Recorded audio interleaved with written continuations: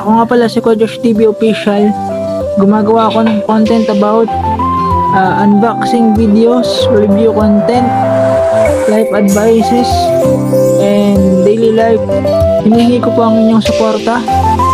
Subscribe niyo naman po ang ating channel para ayun, mas ganahan pa akong mag-upload ng mga bagong content na paparating.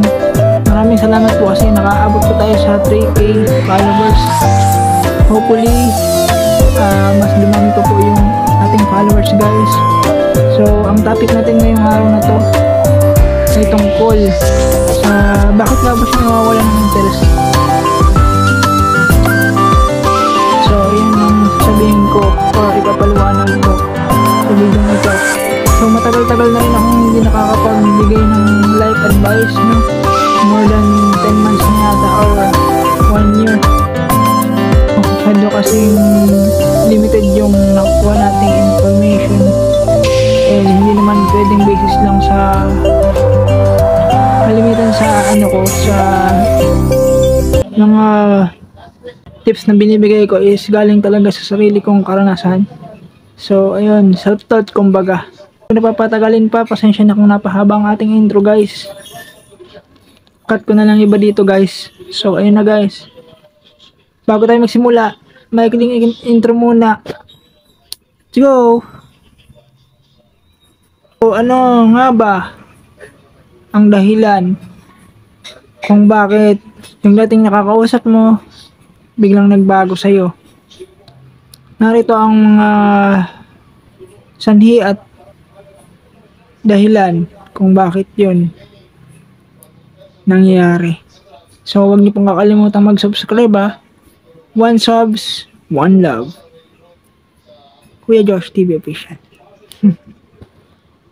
Unang dahilan na nga kung bakit bigla siyang tumabang sa iyo, paulit-ulit ang iyong sinasabi. Minsan hindi niya maintindihan ang iyong mga sinasabi. Pabago-bago ka ng statement. Siyempre, maguguluhan sa iyo yung kausap mo kung pabago-bago ka ng statement. Hindi cleared yung sinasabi mo.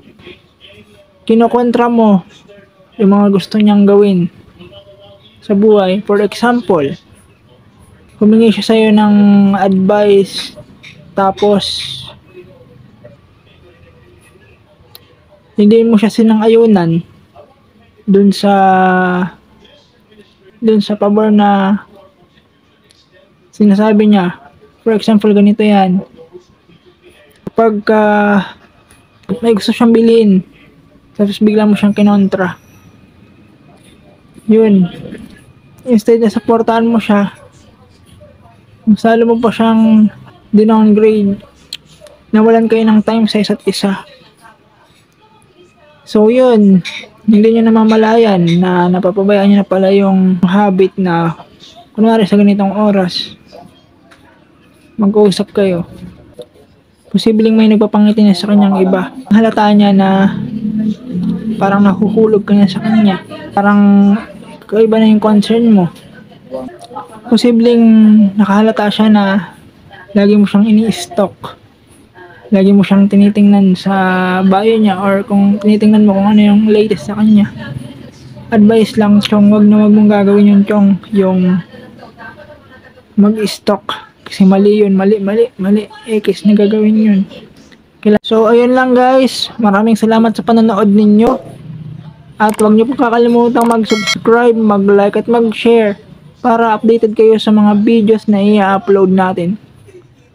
Salamat po sa panonood. Magkita-kita po tayo sa susunod dating video.